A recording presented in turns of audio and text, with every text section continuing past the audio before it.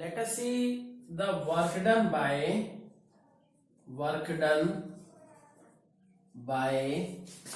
variable force. ठीक है बच्चों, अब ये वेरिएबल फोर्स के कारण से किया गया वर्क डन कैसे निकालना है। ठीक, जैसे क्या है कांस्टेंट फोर्स के लिए तो क्या फोर्स इनटू डिस्प्लेसमेंट कर देते थे, पर क्या है वेरिएबल फोर्स का मतलब क्या है कि ऐसा फोर्स जो कि चेंज होता रह रहा है। जैसे हम कहें कि ग्राफ क्या है, ग्राफ ये फोर्स क्या है, this one is the force, this one is the you can से displacement and graph is of this type. Is that clear? तो मतलब ये मतलब कर्व है। ठीक, देखिए जरा कि जैसे इस तरह का कर्व है। क्लियर? वेरिएबल का मतलब चेंजिंग फोर्स भी चेंज हो रहा है। तो अब क्या है, तो now you can say this will be the ये initial displacement S1, this is the S2।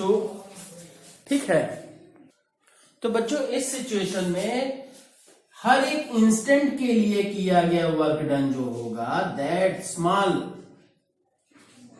छोटे डिस्प्लेसमेंट में छोटा वर्क डन हुआ और सभी का इंटीग्रेशन अगर कर दिया जाए, वर्क डन क्या है, वर्क क्या है, स्केलर क्वांटिटी है, तो इसलिए सिंपल इंटीग्रेशन कर दिया जाएगा। तो तब क्या है कि you will get the total work done.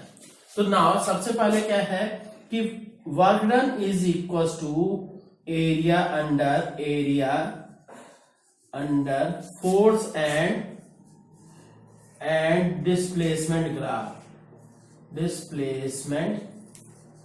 Graph. ठीक है, ये तो फर्स्ट सिचुएशन, ये तो आपको पता होना चाहिए। अब क्या है, इसके लिए ये छोटा सा पार्ट हम कर लेते, this is the ds। Now work done for this segment, this small displacement, यहां कहिए work done for small displacement ds। तो क्या हो जाएगा, dw वर्क डन इस स्मॉल डिस्प्लेसमेंट के लिए वर्क डन क्या हुआ, dw। तो f into ds, f dot ds, और ये पता होगा कि f डॉट ds का मतलब जैसे देखिए f डॉट ds है तो यहां से f ds cos 0 डिग्री, दोनों सेम डायरेक्शन में बात कर दे रहे हैं। तो यहां से क्या है, dw will be equal to f ds। ठीक, now complete work done, total work done क्या हो जाएगा, total work done will be equal to dw का इंटीग्रेशन 0 से w हो गया। ठीक, और फिर f ds इंटीग्रेशन कहां, वर्क डिस्प्लेसमेंट कहां से कहां, S1 से S2। ठीक है, तो और बच्चों ये जानिए इसका तो इंटीग्रेशन तो w हो गया और ये क्या है गया, f ds, S1 से S2। क्लियर? तो अब ये है, this is the formula for work done by variable force. और बच्चों ये जान लीजिए ये क्या न्यूमेरिकल्स में बहुत यूज होता है। Let us see one numerical. Now students let us see the question. A particle moves along x-axis from x equals to 0 to x equals to 5 meter under the influence of a force given by F equals to, ये force दे दिया, F equals to 7 minus 2x plus 3x square. Find the work done in the process. तो अब यहां से ये देखिए x की value initial x1 equals to 0, x2 equals to 5 metre, पहली बात। ठीक, और फोर्स कितना है जी, 7 minus 2x plus 3x square. ठीक, तो अब क्या है, नाउ वर्क डन के लिए फॉर्मूला आपको पता होगा, क्योंकि ये देखिए वेरिएबल फोर्स मतलब कि डिस्टेंस डिपेंडेंट या टाइम डिपेंडेंट ऐसा फोर्स। ठीक है, तो अब क्या है, तो ये चीज हो गई f dx। ठीक, तो यहां x की वैल्यू कहां से कहां तक, 0 से 5।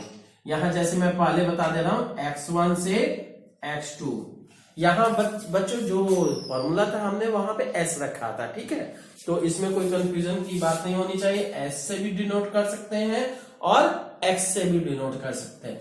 तो यहाँ पे हमने क्या किया जी, यहाँ पे x1 x2 हो गया, f के स्थान पे 7 minus 2x plus 3x square into dx। तो अब क्या है, ये 7 तो बाहर आ गया जी, dx, अब इसकी ब्रैकेट ओपन करेंगे, 7 कांस्टेंट हो गया, x1 के स्थान पे 0, x2 के स्थान पे 5 माइनस 2x dx, फिर से x1 के स्थान पे 0, x2 के स्थान पे 5 plus 3x square dx, x1 के स्थान पे 0, x2 के स्थान पे 5। क्लियर।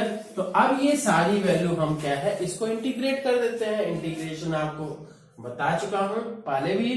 तो यहाँ पे क्या है 7 और यहाँ पे क्या है x की पावर 0 हुई, कुछ नहीं तो x की पावर 0, तो x की power 0, x to the power 0 plus 1 divided by 1, तो 0 से 5 माइनस फिर 2, फिर यहाँ पे x की पावर कितनी है, x to the power 1 plus 0 divided by 1 plus 1 है ना, ऑलरेडी 1 है तो फिर एक और जुड़ गया तो कितना हो गया 2, तो 0 से 5 प्लस तीसरी चीज x3, x स्क्वायर है, x स्क्वायर का मतलब x की power 2 plus 1 divided bye 2 plus 1 मतलब 3, तो 0 से 5। तो अब क्या हो गया जी, w इक्वल्स टू 7, यहां x की पावर 1 ही हुई है तो 1, और ये डेनोमिनेटर जो है 1 ही है तो कोई मतलब नहीं, 0 से 5, फिर 2 कट गया तो x की पावर केवल 2, और फिर ये लिमिट कितनी है 0 से 5। बच्चों इसमें ये कंफ्यूज नहीं होना है कि ये क्या है, ये लिमिट दी है, पावर नहीं है। इज दैट क्लियर, ये ध्यान रखिएगा। तो यहां से क्या ये हो गया, तो 2 कट गया, और फिर इसके बाद प्लस यहाँ पे 3 कट गया तो x की पावर 3, 0 से 5। तो यहां से क्या हो गया 7, 5 माइनस 0 माइनस 5 का स्क्वायर माइनस 0 प्लस, अब यहां पे क्या है 5, x के स्थान प्लेस में 5 टू द पावर 3 माइनस 0। तो अब क्या है, यहां पे 7 × 5 = 35, और फिर यहां पे माइनस 5 × 5 = 25 माइनस 0, ये इसका 0, और फिर प्लस 5 × 5 = 25, 25 5 = कितना हुआ, दैट बिकम्स 125 माइनस 0। तो अब क्या है, इसको पूरा हम सॉल्व करते हैं, -25 plus 125, then you will get 135 joule will be the answer. So you can say work done will be equals to 135 joule. ठीक है बच्चों, अब फिर से बता रहा हूं, थोड़ा ध्यान दीजिएगा कि आप क्लास 11 के स्टैंडर्ड के इसी तरह के न्यूमेरिकल्स आएंगे या इससे हायर ऑर्डर के, ठीक है, कम से कम 2-3 न्यूमेरिकल्स की और प्रैक्टिस करिएगा, ठीक है। Okay, thank you.